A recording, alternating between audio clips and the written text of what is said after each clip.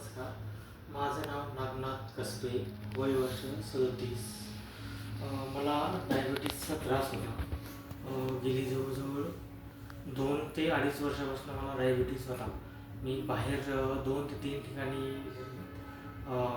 Treatment घेतली, पण मला त्या ट्रीटमेंटने असा काही फारसा फरक नाही जाणवला आणि काही अशी थोडीफार गोळ्या वगैरे घेतले की तेवढंसंच बरं वाटायचं आणि नंतर मग आहे तसंच चालू व्हायचं. जो त्रास आहे तसाच व्हायचा. जसं की लघवीला जळजळ करणे, लागलेली जखम नीट न होणे, असे काही इश्यू होते. त्याच्यानंतर मला माझे मित्र आहेत हरी जाधव म्हणून, त्यांनी मला सजेस्ट केले की तू डॉक्टर कनसे यांच्याकडे दाखव. त्याच्यानंतर मी 16 जानेवारीला मी इथं दाखवलं सरांना. सरांनी मला सजेस्ट केलं की हे जे डाएट दिली थोडीफार. डाएट म्हणजे काय खायचं, काय नाही खायचं हे जरा सांगितलं आणि आज 7 फेब्रुवारीला माझं शुगर जवळजवळ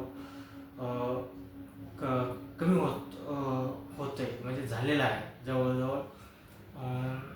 माझं 16 जानेवारीला जेवणाच्या अगोदर 310 शुगर आणि जेवणाच्या नंतरनं 560 मी टेस्ट केल्यानंतरनं. आणि आज जेव्हा मी 7 तारखेला टेस्ट केले तर माझी जेवणाच्या अगोदरची 110 आणि जेवणानंतरची 131 अशी शुगर आहे. तर मला ह्या 20-1 दिवसामध्ये खूप फरक झाला आणि तेही बिना औषध पाणी, कसलीही गोळी नाही किंवा काही नाही. आणि मला जसं सरांनी सजेस्ट केलं होतं की काय खायचं आणि काय नाही, त्याप्रमाणे मी रोजचं जे डाएट होतं ते मी सुरुवात केली. जसं सकाळी अंडी, 3 ते 4 अंडी आणि सलाड, दही, काकडी, टमॅटो असं, आणि त्याच्यानंतरनं दही किंवा चटणी हे सकाळी नाश्त्यामध्ये, आणि दुपारी सुकं खोबरं आणि शेंगदाणे हे एक, आणि संध्याकाळी जेवणाच्या टायमिंगला एकच टाईम तर मच्छी किंवा चिकन किंवा मग मटण हे असं सांगितलं आहे मी. मग तेच मी कंटिन्यू केलं तर माझा शुगर जवळजवळ संपत आलेला आहे, म्हणजे बरा झालेला आहे थोडक्यात.